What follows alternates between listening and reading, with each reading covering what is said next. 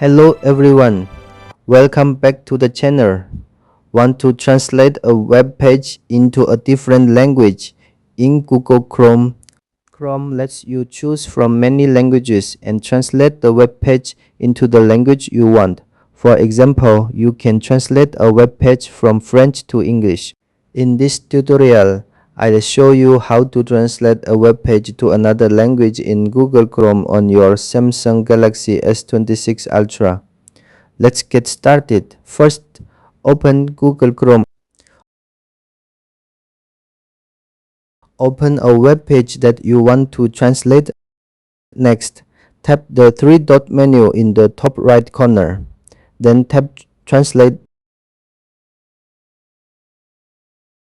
The Translate pop-up will appear. Next, tap the gear icon. Then tap More Languages. A list of available languages will appear. Choose the language you want to use for the translation. For example, select English to translate the web page into English.